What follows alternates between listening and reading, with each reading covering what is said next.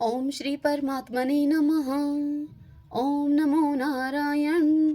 ओम नमो नारायण। पौष मास महात्म्य अध्याय 18 की कथा सुनेंगे आज। पिछले अध्याय की कथा में आप सबने सुना था कि सुदेव ब्राह्मण के पुत्र की मृत्यु हो गई।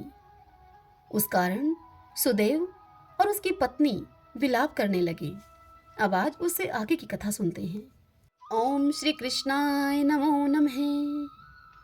इस प्रकार उस ब्राह्मण सुदेव के विलाप को सुनकर दशों दिशाओं में गरजता हुआ अकाल मेघ वहां आया।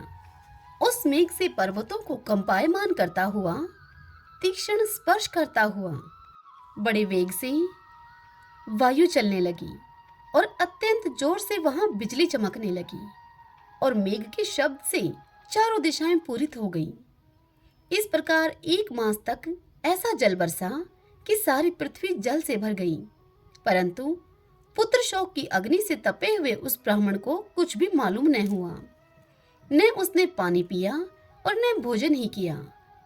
पुत्र पुत्र इस प्रकार पुकारते हुए उसको सारा मास व्यतीत हो गया।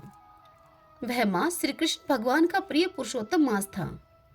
सो अनजाने में ही उस ब्राह्मण से पुरुषोत्तम मास की सेवा हो गई, जिससे अत्यंत प्रसन्न होकर भगवान श्री कृष्ण प्रकट हुए। उस समय मेघ बरसना बंद हो गया। फिर उस ब्राह्मण ने श्री कृष्ण भगवान को देखकर शीघ्र पुत्र को पृथ्वी पर रखकर स्त्री के सहित श्री कृष्ण भगवान को दंडवत नमस्कार किया और हाथ जोड़कर श्री कृष्ण भगवान के आगे बैठ गया। अनजाने में पुरुषोत्तम मास के सेवन से प्रसन्न होकर भगवान अमृतमय वाणी से उसे बोले, हे सुदेव, तुम धन्य हो और अत्यंत भाग्यवान भी हो। जो कुछ होने वाला है उसे सुनो। मैं कहता हूं, हे ब्राह्मण, तेरे इस पुत्र की 12,000 वर्ष की आयु होगी और हे द्विजोतम, तेरे को सुख देने वाला पुत्र होगा। इसमें कोई संदेह नहीं है। मैंने प्रसन्न होकर तुझको यह पुत्र दे दिया। श्री नारायण कहने लगे नारद जी से, हे नारद, भगवान के इतना कहने पर उस ब्राह्मण का पुत्र जीवित होकर उठ बैठा और ब्राह्मण और उसकी स्त्री दोनों ही पुत्र को देखकर महा आनंदित हुए। यह देखकर देवता भी पुष्पों की वर्षा करने लगे।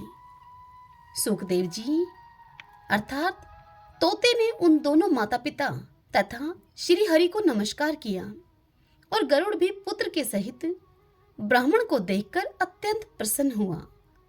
तब ब्राह्मण आश्चर्ययुक्त होकर श्री हरि को नमस्कार करके हाथ जोड़कर गदगद वाणी से संशय काटने वाले आनंद सहित भगवान से यह पूछने लगा कि हे भगवान, मेरे 4,000 वर्ष तक निरंतर महाकठिन तप करने पर भी आपने जो कठोर वचन मुझसे कहे थे कि मेरे 7 जन्मों में भी पुत्र का सुख नहीं है, उस वाक्य के उल्लंघन का हेतु और मरे हुए पुत्र को जीवित करने का क्या कारण है?